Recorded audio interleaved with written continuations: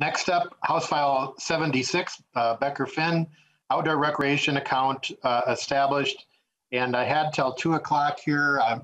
Hopefully we can get that done by 2:05 because this bill is going to be laid over, not voted out. Representative Becker Finn, will you move House File 76 be laid over for possible inclusion in an omnibus bill? So moved, Mr. Chair, and I would also move the A1 amendment. The A1 amendment updates the bill in 2 ways. We are changing the word recreation to engagement to better reflect the goals of this bill, and then seeding the account with $2 million. And that is the A1 amendment. I would also move that amendment. Representative Becker Finn moves the A1 amendment to get the bill in the form the author likes. Is there any discussion that would like? Any discussion? All those in favor say aye. Aye. Aye. All those opposed? The amendment is adopted. Representative Becker Finn, to your bill as amended. And I see we have a lot of testifiers. Again, we want to get this done by 2:05. We shall do our best, Mr. Chair. This is essentially the No Child Left Inside grant program version 2.0. We started this program last biennium, and it exceeded even my own high expectations for what could be possible when we break down barriers and just focus on getting kids outdoors. The original language is now in statute in section 84.976. Our focus is on maximizing participation, using already existing public parks and resources, and serving kids who otherwise would not be participating in these outdoor activities. So this program is not for kids like mine, but for kids who otherwise would not have access to fishing on a frozen lake or learning more about trees. With this 2.0 amendment, the A1 amendment, last year, 2 years ago, we had this account at 1.2 million and easily exceeded demand with that. The other idea with setting up this account is that private organizations or citizens have the ability to contribute to extend the goal of this bill even further. Finally, this connects well with my first bill today. If we're going to invest billions of tax dollar money into protecting, restoring, and enhancing habitat, we need to make sure we're providing access to those spaces and promoting education of our young people so they know that it's worth protecting. With that, I will turn it over to Jeff Lederman with the DNR to share a little bit about the numbers with the program in its first year. Mr. Lederman, if you could introduce yourself and who you're with for the record. Yeah, Mr. Chair and Representative Becker and members, thank you for the opportunity to speak with you today. My name is Jeff Lederman. I work for the Department of Natural Resources, and I coordinate our outreach grant programs within the Division of Fish and Wildlife. Representative Becker Finn gave you some of the background, but I'll just highlight for those of you that are new to the committee a couple of components of that. When we were given the program to develop, we consulted with multiple stakeholders, and out of that discussions and some of our previous experience with our angler and hunter recruitment and retention grants, that led us to quickly decide to offer an initial phase of mini grants to test the interest in the program. And we were blown away by the response. The phase 1 mini grants opened for applications on October 23rd, 2019 at 9:00 a.m. with about 6 weeks notice. It was a first come, first served process. We had about $200,000 designated for that and a $5,000 maximum. We had 200 applications by 9:06 a.m. And by the end of the day, we had over 400 applications requesting over $1.2 million. As Representative Becker Finn said, it was exceeded my expectations also, but it was wonderful to see. We ended up funding 59 projects out of that, which were distributed by capita to 6 regions in the state. And as was discussed, we have made it a priority to try and reach underserved audiences. And out of those applicants in that first mini grant round, the average rate of free and reduced lunch of participants was 39.7%. So we were pretty happy to see quite a bit of underserved representation in those applications. We did a second phase of larger grants up to $50,000 in early January, during January of 2020 with, again, 6 weeks notice. This was a competitive round. We had about $1 million left for that round. And we received 220 applications requesting over $5 million, And the average request was about $23,000. We were only able to fund about 34 projects out of that. And again, distributed across the state. the applications we've received have been a really good mix of nonprofit organizations and then more formal public schools and other public entities. Couple of other notes. It's taken us about one full-time equivalent to manage this program to date so far. We've had a really good response from tribal organizations in particular, and many projects working with diverse communities. Many of the projects are still in process. Many of them were delayed because of the pandemic, and we'll be wrapping up this summer and then a few next year. But I'm estimating that we've had about at least half of the participants are working with underserved audiences. I'll have more details on that later this year. The program has generated significant amount of wrap up.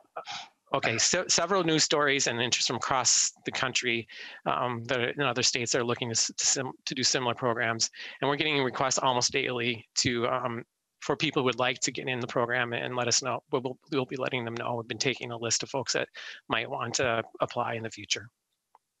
I'll leave it at that. Thank you. If you could get a summary, if it's not posted already, we could get that out so the public can see it. I'm going to go with Hannah Garrisou, and then Anna Sherritt, and then Vince Patton. Hello, committee. Hello, Mr. Chair. Would it be possible for me to share my screen? I've prepared just 3 or 4 slides to show some data about what I have to say about the program. You could introduce yourself and who you're with for the record, and maybe one slide. I'm sorry, but we Certainly. just got to get through. Sure. So. Sure. Okay. My name is Hannah Garrisou. I am a Master of Public Health student at the University of Minnesota, and I came to learn of this program through a research project that I conducted in late 2020 for a health policy course. So I'll share my screen now if I can.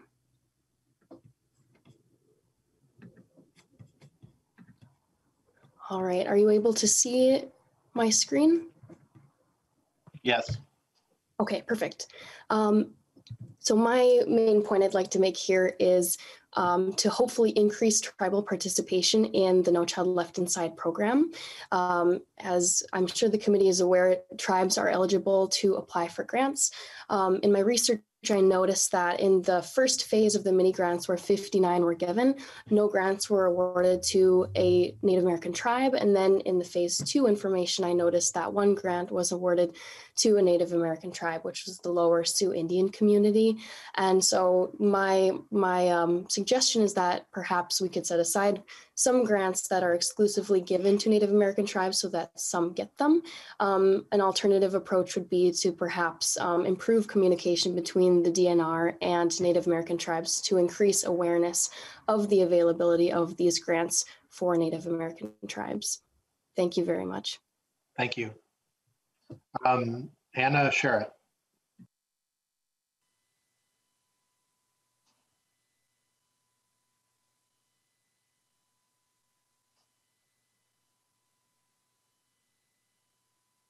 Mr. Chair, I believe the testifier is muted. Mr. Strohmeyer. Mr. Chair, the testifier is not muted. So it must be an audio problem. Okay, we're going to go to Mr. Patton. We're not able to hear Ms. Sherritt. Hello, Mr. Chair. My name is Vincent Patton. I am a teacher at South High School in the All Nations program.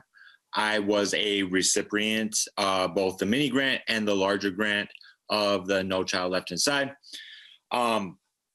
Quick background, I teach in a Native American program that is located within South High in Minneapolis, which is the public school. So we're a school within the school. We have implemented multiple experiences that allow children to get outside. And with that, for the last 4 years, we have seen a graduation increase from 24% when I started to now projected 76% graduation rate within our school. Last year, before the pandemic, the graduation rate was at 47%. So we basically doubled the graduation rate with the implementation of these mini grants and other grants that get kids outside. An example would be going hunting. We always take a buffalo from my reservation in South Dakota. We take our students up to Mille Lacs Lake to go fishing and camping over the week and learn about fishery programs and the jobs. And finally, we bring kids fishing in the spring, ice fishing, and and then in the spring, we do the same thing, open water fishing. So I can see the impact that has within my students every single day. So I'm happy to say that I really hope that this program does have that increased funding. Also, the aspect of increased tribal participation would be high on my list. And another recommendation I have is outside spending. I am not from a tribal group from here in Minnesota. I am from the Pine Ridge Indian Reservation out in South Dakota, where we harvest our buffalo. But because of the language of the grant, it kept us within only the state of Minnesota, which then kind of limited the idea of spending any money outside the state. So those are my recommendations, but I thank you for your time, Mr. Chair. Thank you, Mr. Patton. Rich Cordemanch, Land Commissioner, Aiken County. Thank you, Mr. Chair. I'm here in support of 76. As Representative Becker-Finn said, they was highly sought after and they was very competitive. There's so much pent-up demand for this. I'm here representing 3 different groups. I'm the chair of the North Central Landscape Committee, and our recent landscape level plan calls out environmental education as one of the number one. It is the number one priority for our social needs, because getting kids out and developing environmental literacy is imperative because for our region. I'm also here in support from as an Aiken County, rural county representative. Our goals mimic those of the North Central Landscape Plan, and it recognizes many of our constituents and stakeholders are coming from outside our community.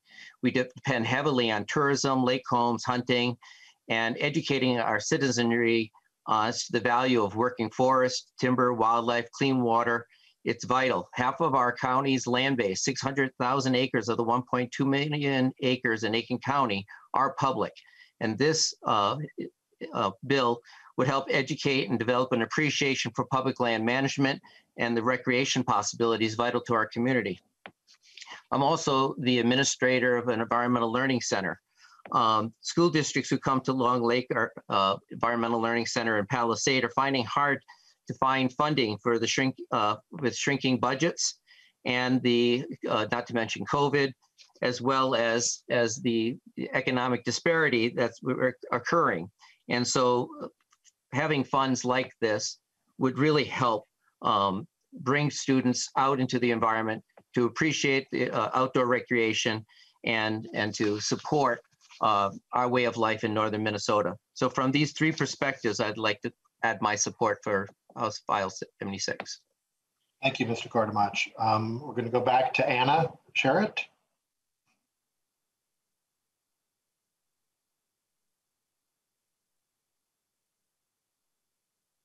Ms. Sherritt? Oh, I guess we still have some trouble. We're going to go to Matthew Young, Minnesota Association of Environmental Education. Mr. Young. Yes, thank you, Chairman Hansen, Representative Becker-Finn, and committee for listening to my testimony today. Again, my name is Matthew Young, and I was privileged to serve from January 2019 through December 2020 as the Advocacy and Equity Committee Chair for the statewide Minnesota Association for Environmental Education. And I'm here to advocate to support the funding for HF76, No Child Left Inside, at $2 million. As someone passionate about environmental education in Minnesota, I want to share findings from a 2019 University of Minnesota Duluth study about the positive impacts of environment-based education on cognitive health and mental well-being for secondary students. These are impacts which can arguably shape a lifetime of learning for students involved.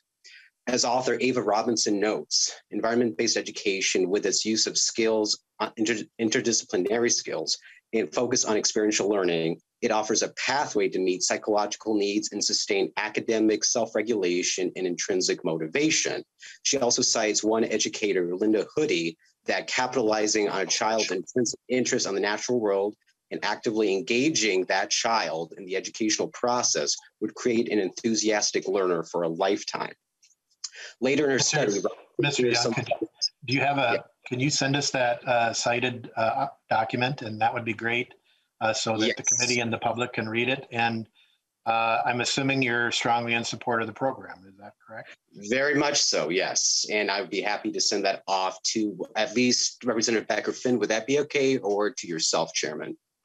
I think Representative Becker-Finn is nodding her head, and she will get it to the end, the thumbs up. So I hate to cut you off, and any of the members here to cut off, but I've got to get moving. So Sarah Milligan Toffler, Children and Nature Network. Thank you.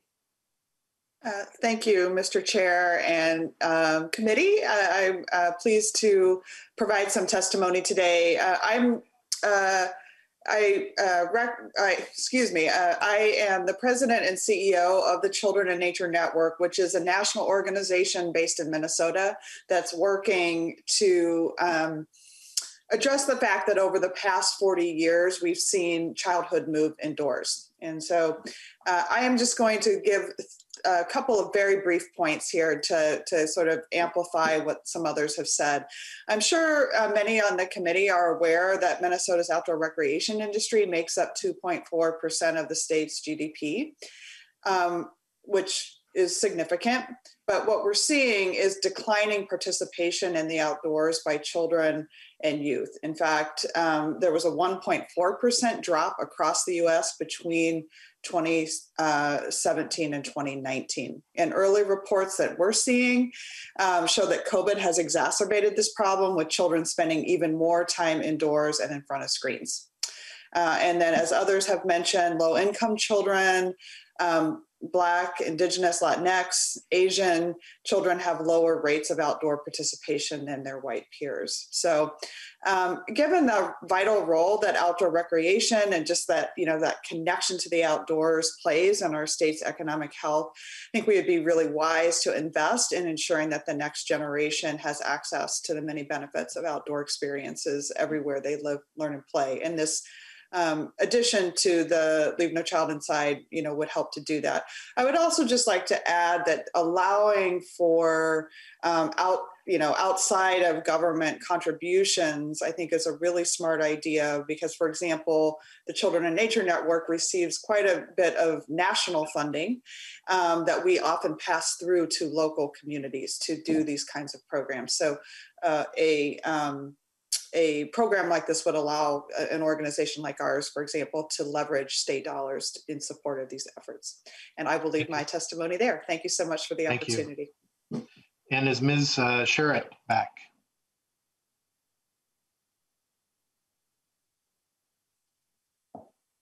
Ms. Sherritt? I think we're having difficulty there. And I do want to also ask Ms. Garrisou if she could provide her entire slideshow and any citations. That would be really helpful. We had to cut off there a little early, and I want to make sure we get that documentation.